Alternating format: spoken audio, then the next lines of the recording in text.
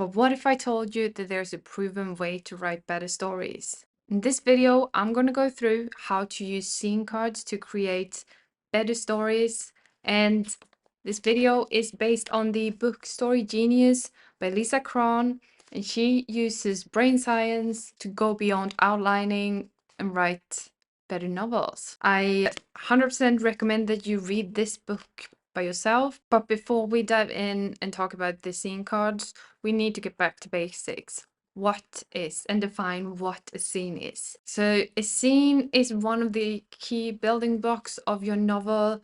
It is usually some sort of continuous, action. And I guess, in a movie, it would be if where the characters are, they're in the same place during the same time at an event or something. Maybe it's a wedding, maybe it's a date or something like that. It can also be like something that moves, of course, but I guess that it's almost easier to spot what a scene is in a movie because after a scene ends, it's a cut and it will be like something completely different than it was before. So if they're at a wedding and we see, I don't know, maybe the couple gets married or whatever, and then you cut to day after when the bride wakes up and the groom is nowhere to be found.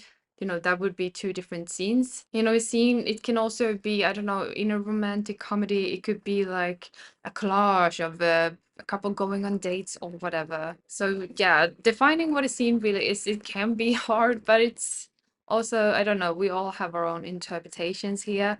I think when it comes to my writing, at least, when I write a scene, it will be a continuous, more or less, block of text. I will not, let me see if I can find some examples. I will not start on a new, no, this is nonfiction, so it doesn't really count, but I will not leave like a blank row here. I would like, if it's a continuous block of text, that is a scene for me. And if it breaks or if there's a new chapter, then it's a new scene, usually. I mean, a scene can also span over chapters if you write like suspense or a thriller. I think Dan Brown, like someone is hanging off a ledge or whatever. So yeah, but never mind. Let's get back to what we're talking about. Now that we know what a scene is, let's talk about what makes a good or a great scene. So every scene goes through the arc with a beginning, a middle, and an end. And in order for your reader to care about, the scene that they're reading, they need to feel something. And if you don't believe me, like, you have to create some sort of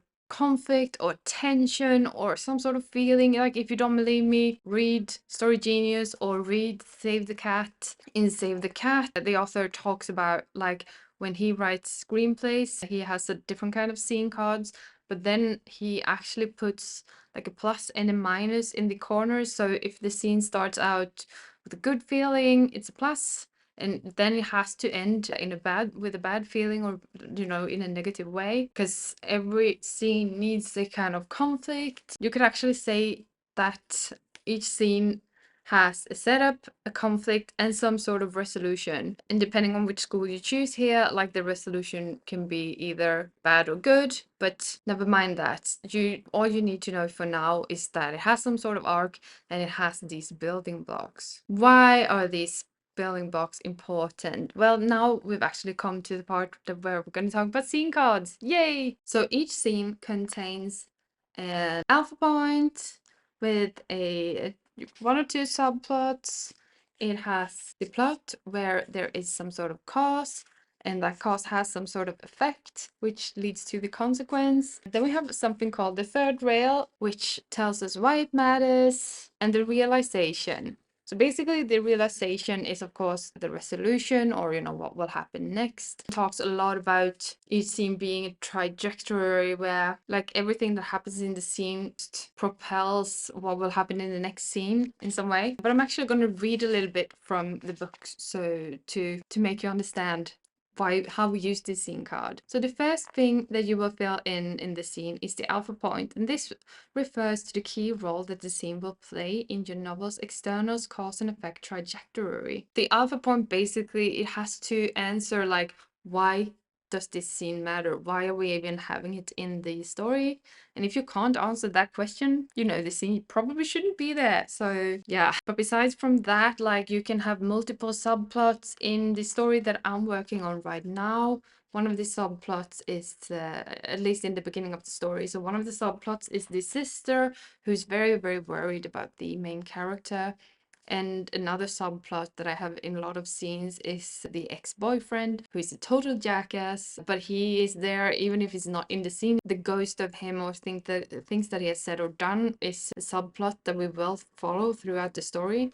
So that's what I would maybe put on my subplots here. But then we have the cause and effect equation. And for the plot, that is what happens in the first half of the scene.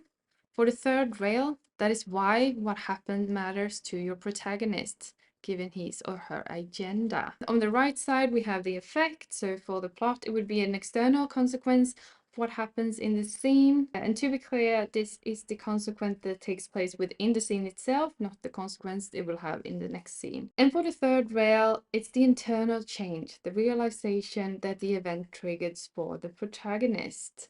So, if you're going to use Story Genius scene cards or scene cards, you have to be very, very clear on your inner conflict is, what their goals are, what their both internal and external struggles are. So this is really, really important because that will also determine what you put in the scene cards and how your protagonist reacts to a lot of things that happens. Because if there's not like, if you're like, oh, it could go either this way or this way, doesn't really matter, but it does. Like, if you know your character, your main character, you have to know them well enough that there is only one way. There's only one way that they can react because they have an inner lie that propels them in a certain direction. And that's probably what the entire story is about, them overcoming that inner lie, if it's a positive arc. Otherwise, yeah, But yeah, those are some basic elements of using scene cards. And as I said, I am actually outlining an entire novel using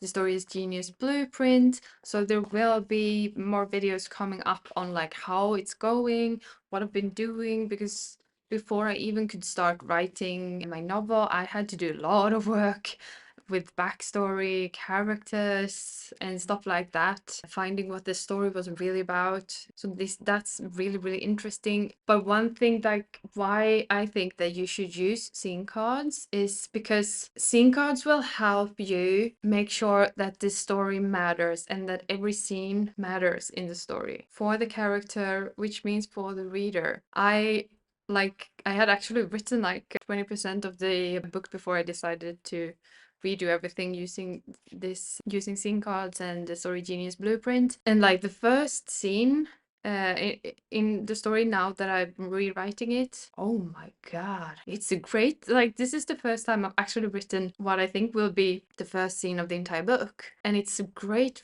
from scratch. Usually I don't know, I tend to write a bunch of gibberish that I will just delete and then I'll find some good first scene. But this one, I may have nailed it. I don't know yet. We will see. But yeah, so if you want really powerful, like the first scene and those first few chapters, this is the way to go, I would say. It's great because, to make your story matter to readers, it's important that they can relate and feel something when they read. Both the internal and external conflict needs to achieve this. When you use scene cards, you can make sure that it's in every single one of your scenes. Thank you so much for watching. Leave a comment if you like this video. I would like to know if you use scene cards or not. Please follow for more content like this. Bye!